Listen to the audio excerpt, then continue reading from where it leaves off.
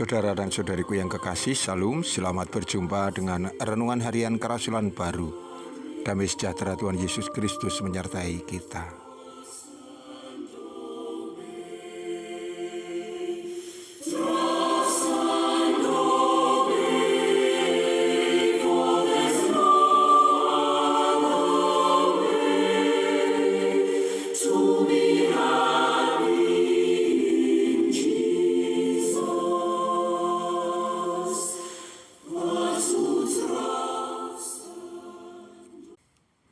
Saudaraku, kita akan mengawali renungan kita dengan membaca bagian Alkitab dari Keluaran 21 ayat 32 dilanjutkan dengan Matius 26 ayat 14 sampai dengan 16. Keluaran 21 ayat 32. Tetapi jika lembu itu menanduk seorang budak laki-laki atau perempuan, maka pemiliknya harus membayar 30 sikal perak kepada tuan budak itu, dan lembu itu harus dilempari mati dengan batu.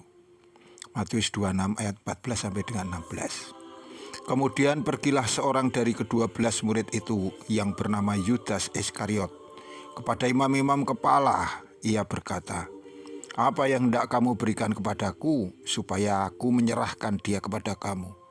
Mereka membayar 30 uang perak kepadanya. Dan mulai saat itu ia mencari kesempatan yang baik untuk menyerahkan Yesus.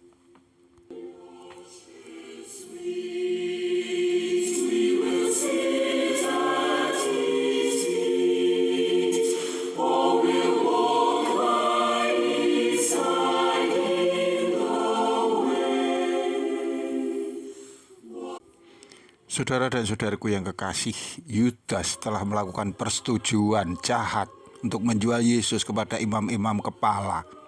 Yesus dihargai 30 uang perak.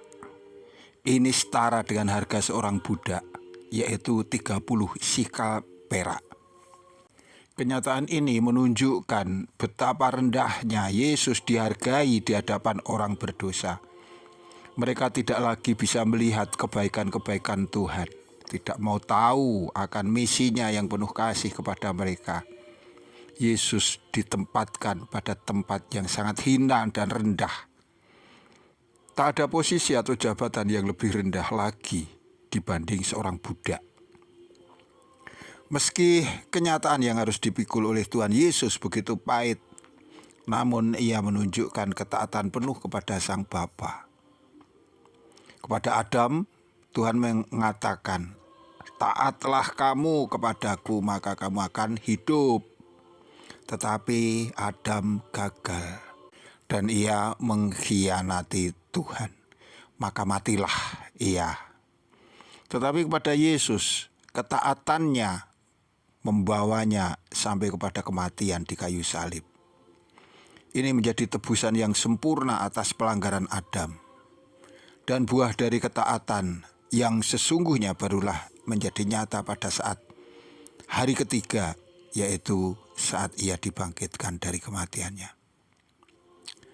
Ia bangkit dengan tubuh yang baru, yang mulia, yang tak lagi bisa mati.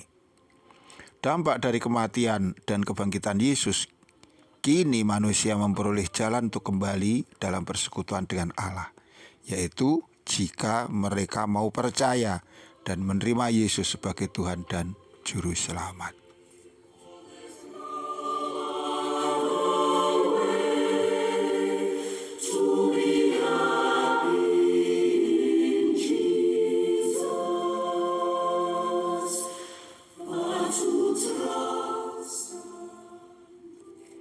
Saudaraku, relatif ada dan mungkin juga banyak orang Kristen yang geram dengan pengkhianatan Yudas Iskariot. Bagi mereka, tindakan Yudas adalah pelecehan atas martabat manusia yang tidak bisa ditolerir. Bagaimana mungkin orang bisa begitu gelap mata hingga tega menjual manusia semulia Yesus setara dengan harga seorang budak? Ini sungguh tak terbayangkan. Namun sesungguhnya jika kita mau merenung, bukankah kecenderungan yang sama seringkali juga menghinggapi kita? Terkadang oleh karena sedikit kekecewaan atau masalah, kita kemudian menjadi malas berdoa, enggan menjalankan tugas ibadah. Seolah-olah semua kesalahan kemudian bahkan ditimpakan kepada Tuhan. Orang merasa diabaikan, tidak dipedulikan, doanya tidak didengar, kepercayaannya tidak dihargai, dan lain sebagainya. Semua kekesalan kemudian ditimpakan kepada Tuhan. Tuhan bukan hanya direndahkan setara dengan budak, tetapi di dalam ungkapan kita tega menjadikan Tuhan sebagai kambing hitam. Pikirkanlah itu. Bisa saja kesalahan itu sebenarnya bersumber dari diri kita sendiri, atau mungkin juga karena sesuatu yang ada di sekeliling kita. Tetapi mengapa harus Tuhan yang kita salahkan? Kemudian juga di bagian lain, bisa juga terjadi oleh karena tawaran-tawaran tertentu yang berhubungan dengan daya tarik duniawi, apakah itu demi karier, janji-janji manis, kenaikan pangkat, atau kesenangan-kesenangan jasmani. Bisa juga oleh karena daya tarik pasangan hidup, calon pasangan hidup. Orang kemudian tega melupakan kebaikan Tuhan dan memilih untuk membuang Dia. Tuhan yang semula dipuja dan dipuji kini dianggap tidak melihat Dia, tidak mendengar Dia, tidak tahu apa yang dilakukan, atau bahkan tidak ada. Sehingga dia bersikap, terserah aku mau apa, ini adalah keinginanku. Bukankah sikap yang demikian adalah juga sebuah pengkhianatan? Kita menjual Tuhan Allah yang mulia, yang telah begitu baik kepada kita, demi kepentingan-kepentingan jasmani, kepentingan-kepentingan duniawi yang sesaat saja.